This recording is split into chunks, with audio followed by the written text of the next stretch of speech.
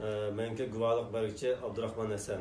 Men Sharq Turkistonninki Qashqar viloyat, Qashqar shahar Chasikoch boshqarma Uruk komiteti 4-chi guruhda o'tiraman. Adresim shu. Lekin yana bir eskartish, chunki Xitoylar hozirgi adresini almashtiryapti. 2017da 4-oydan 7-chi aralığında bizninki Uruk yangi Chas tavasidan Yava ko'ch boshqarma tavasiga o'tganligini angladim. Demek hozirgi bizimiz guvohlik beryapmiz, lekin uyimizning adresini Xitoylar almashtirib oldi 2017da 4-7 yaşında. Bunu bir eskartishimizda so'zlab o'tib ketdim. Ayondagi men tuqqanlarimdan umum ko'rshanmagini 2018 1-oyning 15 men istiqlol chiqqandan boshlab qat'iy ko'rshanmadim. 7 ming bo'ldi, ishga o'tdi. Bolalarımninki nerede ota-onamning cho'qini bilmayman. Men qarindoshlarımninki chunki men 2017da akam Ahmadjon Hasanni mana bu suratdagi bu mening o'ng tarafim tug'an Ahmadjon Hasan dadamninki shu kamera qarashda o'ng tarafda tug'an akam bir Tojikistonga Yarmankaga chiqqan, Saudiya Arabiston tijorat bilan chiqqan. Bu ishlarga chiqqanlik jinoyatdan akam 10 yil 2017da 7-oyda 10 yillik turmaga hukm qilingan. Bu o'tirishdagi bu dadamninki hozir nima ekanligini, dadam oiladimi nima bilmayman. Onamning oilaligini bilgan bo'lsam-mu, lekin dadamning nima bilmayman. Bu yendiki Abduqayim Hasan mening inim. Bu inimni 2017da şu 2017-yili oxiri 2018-ning 5-ida Qashqar shaharlik Go'balaga ketgancha uning yog'i lagerda mo turmada mo hech qanday nimsin bilmayman. Abduqayim Hasan bu yendiki Musajon Oshur uning yordamchi shirkatdagi ham shofir ham ish bajaradigan inimdi. Bu balonma hozir nardiki chunki buning 2017da 3-oyda lagerga ketgan, hech qanday xabar yo'q.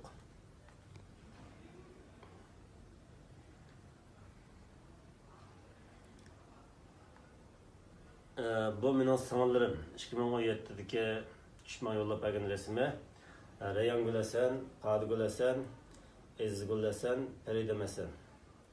Bularninki yo'ldoshlari, bolalari, bularning nima ekanligini hech qanday bilmayman.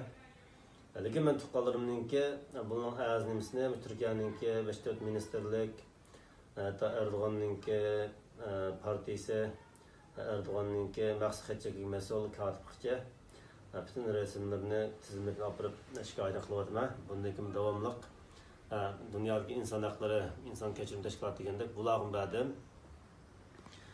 Yana davomli bularning nimsa qilman, bu bizning oilik navrlarninki bir qismi. Mana bu shu bizning navrlar, bu navrlarning nerdiki mayli Xitoy ichkiriga ketdimi yoki nerda qat'iy hech qanday xabar yo'q.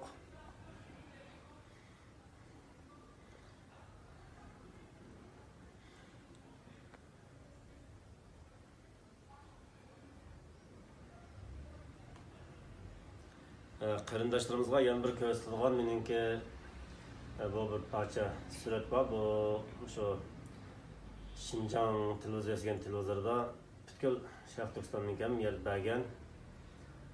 Bu televizor xabari men maktabninki eshitish marosimini bergan vaqtida butkul Jungoda meningki xabarini bergan. Xitoylarga shundoq Uyg'ur bu maktabda deb butun Xitoyga tanqilim tanishtirgan. Lekin Qashqar xabarda 48 sekund bergan qarindoshlar. Bütün Jungo'yu tanıştırıp saatlarca bunun söhbet nimsi tushundirilgan, lekin Uyg'ur tilida 48 sekund berilgan. Bu xabarda chiqqan. Chunki mening bu dadamninki o'chara chiqqani oldi, bizning ishxonada o'tirgani oldi. Men suratini yo'llab ko'rsatish maqsadim mening televizorga chiqqanlik. Men demak Xitoyda aloqa jinoyatga qo'shib chiqqan emas. Men Xitoyda hech qanday bir ijtimoiy yoki siyosiy hech qanday bir jinoyatga qorinib boqqan emas. Hayotimda ehtiyotdan yashab kelgan bütün oila bo'yicha jamoat bo'yicha bo'ldi. Shunday bir oilaninki bugungi kunda bolalarimiz bilan urug' tuqqanlarimiz bilan hech qanday aloqa yo'q, ko'rishmaganligimiz. Bu oddiy masalamiz kerak qarindoshlar. Bunu belki ben bütün dünyadaki medyalarga, axborot organlarına emas yollab birme. Şuna ben bazı suratlarını ko'rsatishimlik maqsad. Mening tuqqanlarimningki bu. Çünkü hozir bütün dünya Uyg'urlarning ovozi qirayotgan bir vaqt to'g'ri keldi. Ben 2018 15 chiqqan bo'lsam, o vaqtda bunda izlamagan dünya bu lager meselesinde Uyg'urlarningki ovozini. Lekin hozir yer shahridagi BBC, CNN, Amerika'ningki başka televizyon kanalları olsun, Kanada'nın muhbirlerinin üçlüyatı var, aloqasi. Avrupa'nın bir neçesi var, 10'a yakın muhbirliği var, Facebook'ta var. Bütün dünyanın şu İngilizlerinki, Rusya'nınki, hemisininki medyanınki axborot nimleri var, Facebook adresinde. Demek bütün dünya Uyg'urlarningki ovozga, ya'ni Xitoyning jinoyatini pash qilishimizga telmirib turayotgan bir holat to'g'ri keldi. Shu men qayta yan tuqqanlarimga texim bir mukammallik egalash, o'zimning bir insoniylik burchimni ado qilish uchun yana qayta video chiqdim. Chunki vatanda men bu qarindoshlarimdan, vatandagi do'st birodarlarimdan ayrilib qolib, men yashash, balkim bundan keyin Xitoylar ularni yo'qotsa, men hayatımda undaq qarindoshlarning undaq tuqqanini ko'rmaslik mumkin, ya da topolmaslik mumkin qarindoshlar. Shunga bütün dunyoning hozir diqqati Xitoyning vahimlik bostirishiga diqqatini tortayotgan, qarayotgan bir vaqtda men qayta yana tuqqanlarimni bir egalash maqsadida bu guvohlikqa chiqdim. Shunga menlarningki va axborot organlarining vaqtini olgan bo'ldi. Menga rahmat.